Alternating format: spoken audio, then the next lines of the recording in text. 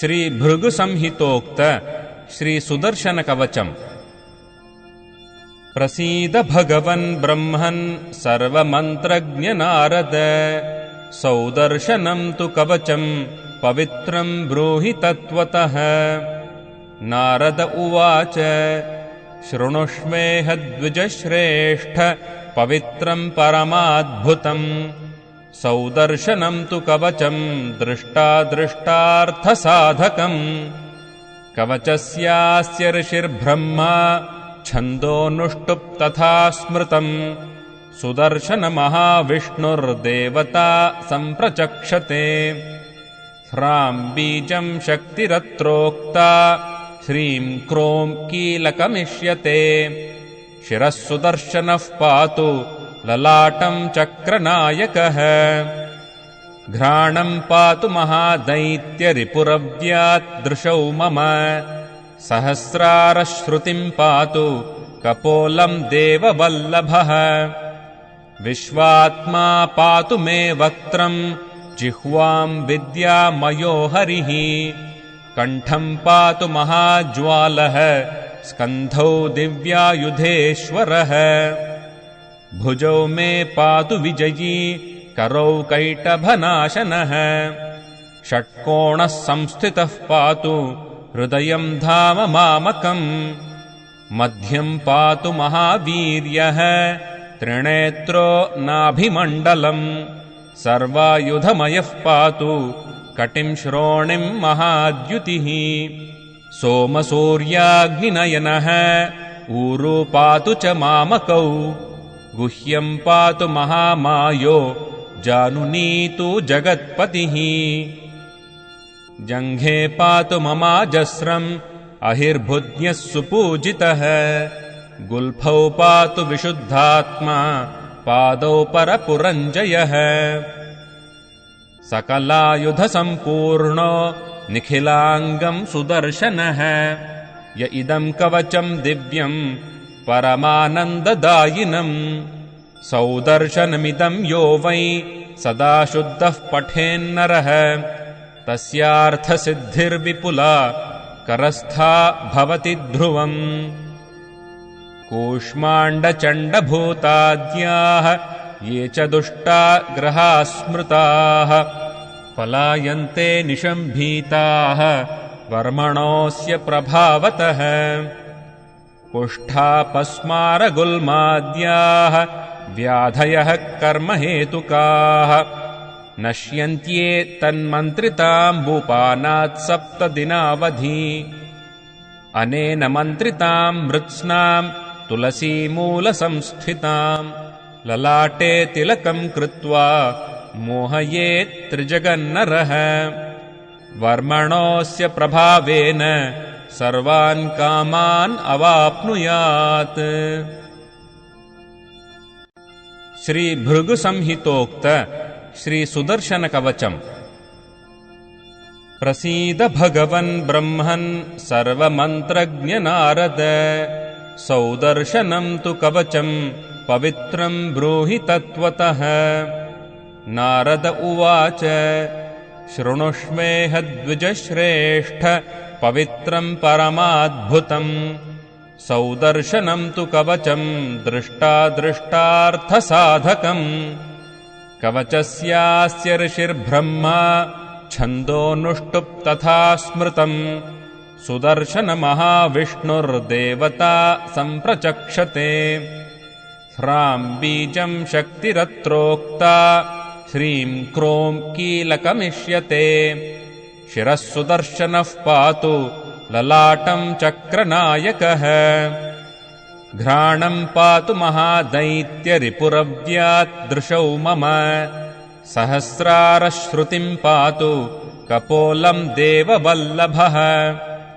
ವಿಶ್ವಾತ್ಮಾ ಪಾತು ಮೇ ವಕ್ತ್ರಂ ಜಿಹ್ವಾಂ ವಿದ್ಯಾಮಯೋ ಹರಿಃ. ಕಂಠಂ ಪಾತು ಮಹಾಜ್ವಾಲಃ ಸ್ಕಂಧೌ ದಿವ್ಯಾಯುಧೇಶ್ವರಃ. ಭುಜೌ ಮೇ ಪಾತು ವಿಜಯೀ ಕರೌ ಕೈಟಭನಾಶನಃ. ಷಟ್ಕೋಣಃ ಸಂಸ್ಥಿತಃ ಪಾತು ಹೃದಯಂ ಧಾಮ ಮಾಮಕಂ.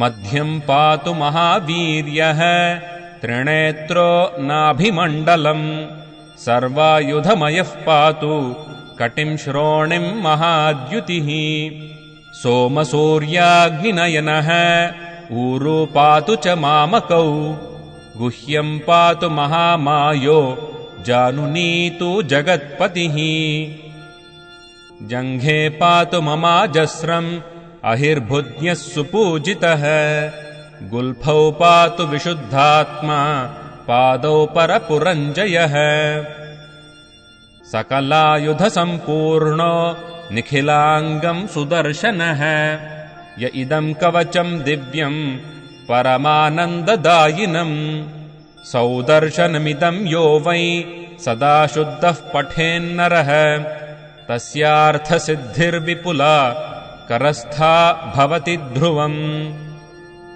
कूष्माण्डचण्डभूताद्याः ये च दुष्टा ग्रहाः स्मृताः पलायन्ते निशम्भीताः वर्मणोऽस्य प्रभावतः कुष्ठापस्मारगुल्माद्याः व्याधयः कर्महेतुकाः नश्यन्त्ये तन्मन्त्रिताम्बूपानात् 7 दिनावधि अनेन मन्त्रिताम् मृत्स्नाम् तुलसीमूलसंस्थिताम् ललाटे तिलकम् कृत्वा मोहयेत् त्रिजगन्नरः वर्मणोऽस्य प्रभावेन सर्वान् कामान् अवाप्नुयात्।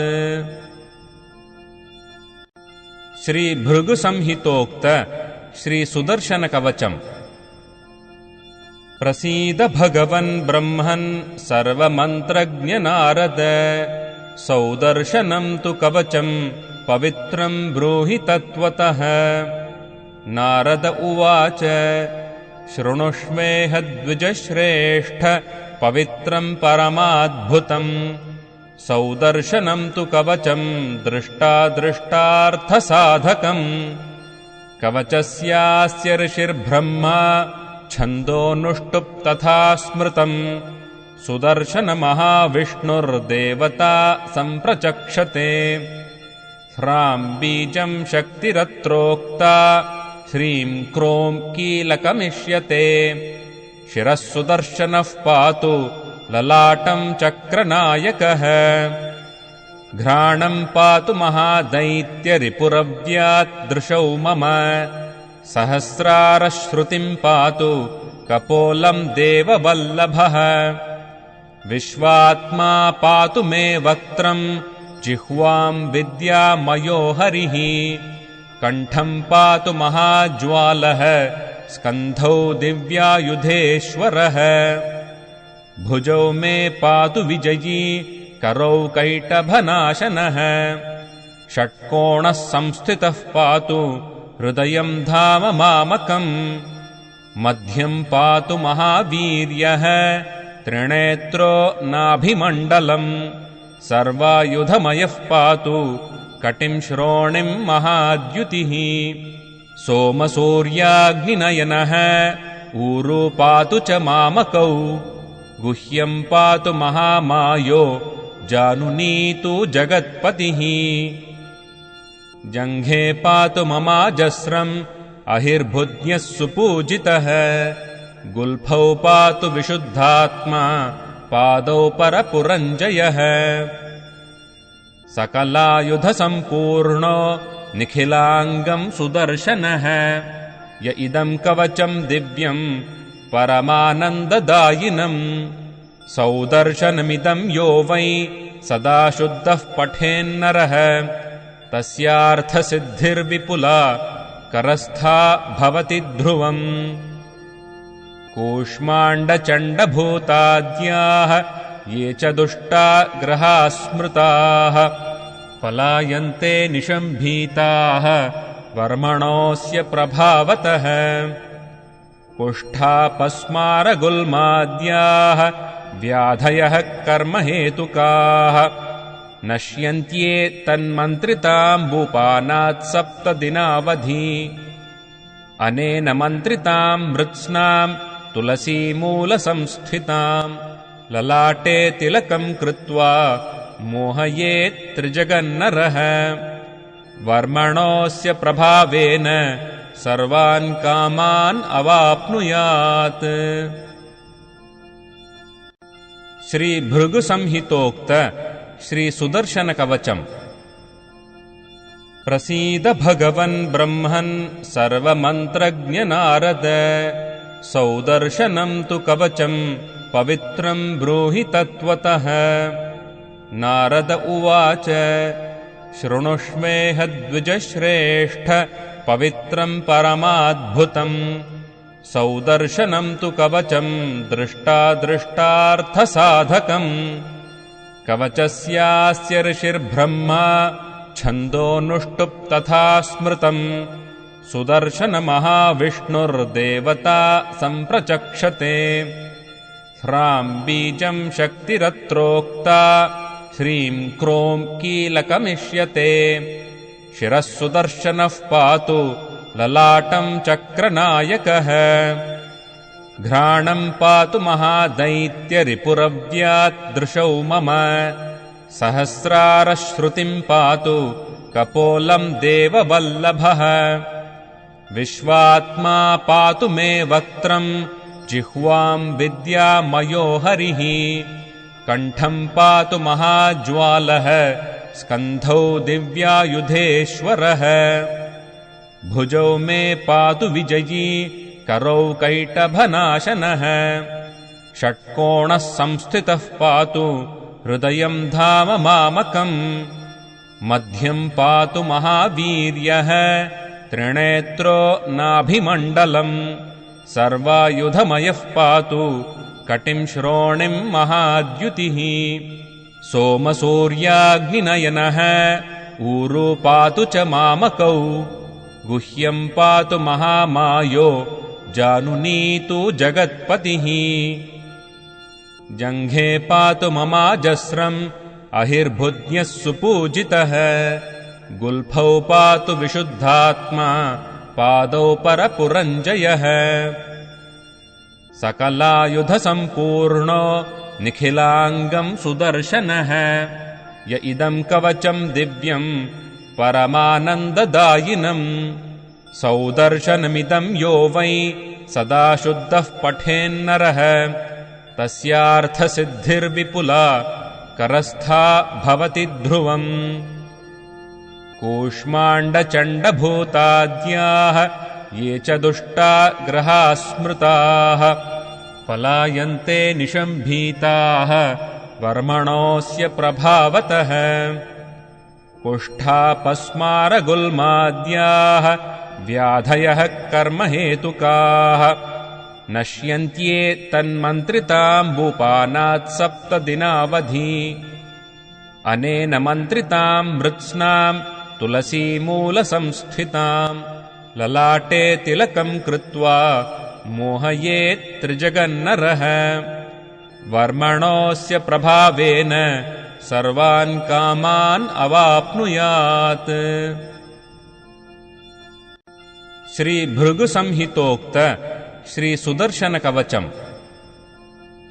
प्रसीद भगवन् ब्रह्मन् सर्वमन्त्रज्ञ नारद, सौदर्शनं तु कवचम् पवित्रं ब्रूहि तत्त्वतः।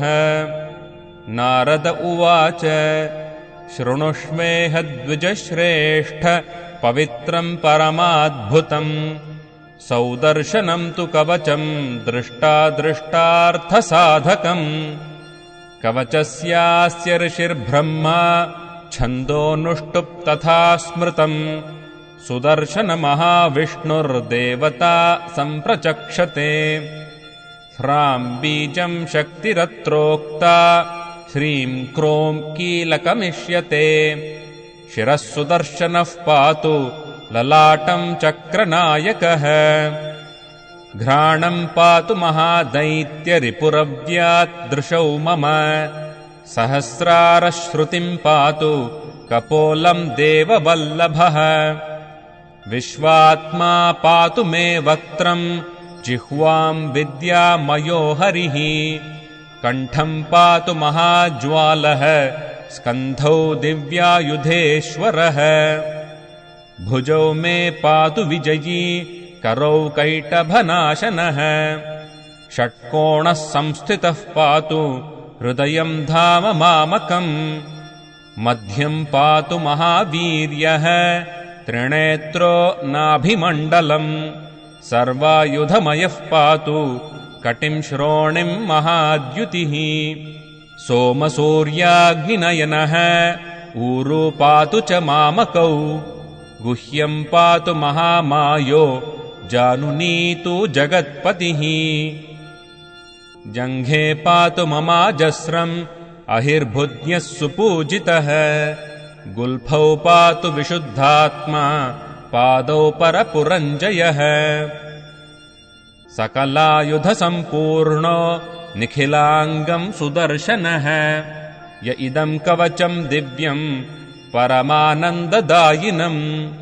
सौदर्शनमिदम् यो वै सदा शुद्धः पठेन्नरः तस्यार्थसिद्धिर्विपुला करस्था भवति ध्रुवम् कूष्माण्डचण्डभूताद्याः ये च दुष्टा ग्रहाः स्मृताः पलायन्ते निशम्भीताः वर्मणोऽस्य प्रभावतः कुष्ठापस्मारगुल्माद्याः व्याधयः कर्महेतुकाः नश्यन्त्ये तन्मन्त्रिताम्बूपानात् 7 दिनावधि अनेन मन्त्रिताम् मृत्स्नाम् तुलसीमूलसंस्थिताम् ललाटे तिलकम् कृत्वा मोहयेत् त्रिजगन्नरः वर्मणोऽस्य प्रभावेन सर्वान् कामान् अवाप्नुयात्। श्रीभृगुसंहितोक्त श्रीसुदर्शनकवचम्। प्रसीद भगवन् ब्रह्मन् सर्वमन्त्रज्ञ नारद सौदर्शनम् तु कवचम् पवित्रम् ब्रूहि तत्त्वतः।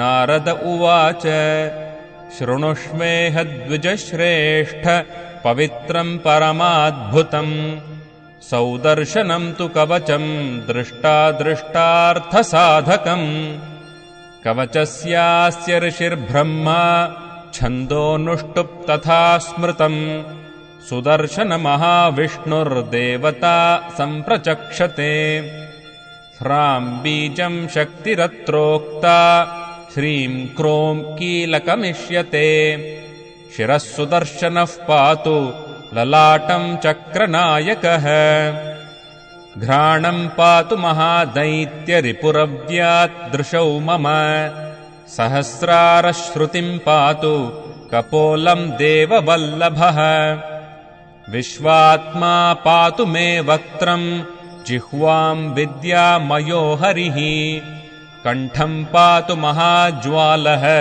स्कन्धौ दिव्यायुधेश्वरः भुजौ मे पातु विजयी करौ कैटभनाशनः षट्कोणः संस्थितः पातु हृदयम् धाम मामकम् मध्यम् पातु महावीर्यः त्रिनेत्रो नाभिमण्डलम् सर्वायुधमयः पातु कटिम् श्रोणिम् महाद्युतिः सोमसूर्याग्निनयनः ऊरू पातु च मामकौ गुह्यम् पातु महामायो जानुनीतु जगत्पतिः जङ्घे पातु ममाजस्रम् अहिर्भुज्ञः सुपूजितः गुल्फौ पातु विशुद्धात्मा पादौ परपुरञ्जयः सकलायुधसम्पूर्णो निखिलाङ्गम् सुदर्शनः य इदम् कवचम् दिव्यम्